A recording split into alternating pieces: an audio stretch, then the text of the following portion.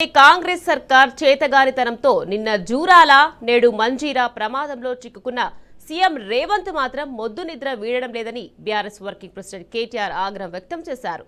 సాగు తాగునీటి ప్రాజెక్టుల నిర్వహణలో రేవంత్ ప్రభుత్వం ఘోరంగా విఫలమైందని కేటీఆర్ ధ్వజమెత్తారు. మంజీరాకు మరమ్మతులు చేయాలని స్టేట్ డ్యామ్ సేఫ్టీ ఆర్గనైజేషన్ మార్చి 22న ఇచ్చిన నివేదికను నిర్లక్ష్యంగా పక్కన పెట్టడం క్షమించరాని నేరమని బీఆర్ఎస్ వర్కింగ్ ప్రెసిడెంట్ కేటీఆర్ మండిపడ్డారు.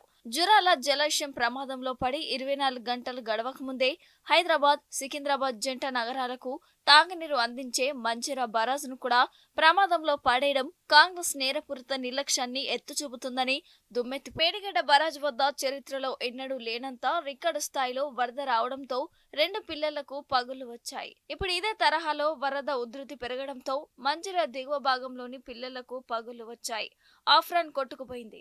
స్పిల్ వేలోని భాగాలు దెబ్బతిన్నాయి అని కేటీఆర్ పేర్కొన్నారు. దీనిపై ఎన్డీఎస్ఏ నివేదిక ఇచ్చినా ముఖ్యమంత్రి మాత్రం కళ్లు తెరవడం లేదని విమర్శించారు. రానున్న రోజుల్లో ఎగువ నుంచి వరద ఉధృతి పెరిగితే మరింత కోతకు గురయ్యే ప్రమాదం ఉందని, డ్యాం ప్రమాదంలో చిక్కుకునే పరిస్థితులు ఉంటాయని నిపుణులు ఆందోళన వ్యక్తం చేస్తున్నారని కేటీఆర్ తెలిపారు. గతంలో మేడిగడ్డ వద్ద అంచనాకు మించి వరద రావడంతో పిల్లలలో పగుళ్లు వచ్చాయని చెప్పారు. ఇప్పుడు అదే తరహాలో మంజీరా ప్రాజెక్టుకు కూడా వరద పోటెత్తడంతో పిల్లలు దెబ్బతిన్నాయని పేర్కొన్నారు.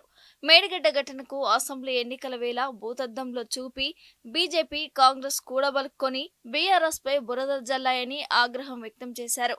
మేడిగడ్డ బరాజ్లోని పియర్స్ కు పగుళ్లు వస్తే నానా రాద్ధాంతం చేసిన కాంగ్రెస్, బీజేపీ నాయకులు మంజీరా బరాజ్ కు పగుళ్లు వస్తే కనీసం స్పందించకపోవడం దిగజారుడు రాజకీయాలకు నిదర్శనమని మండిపడ్డారు.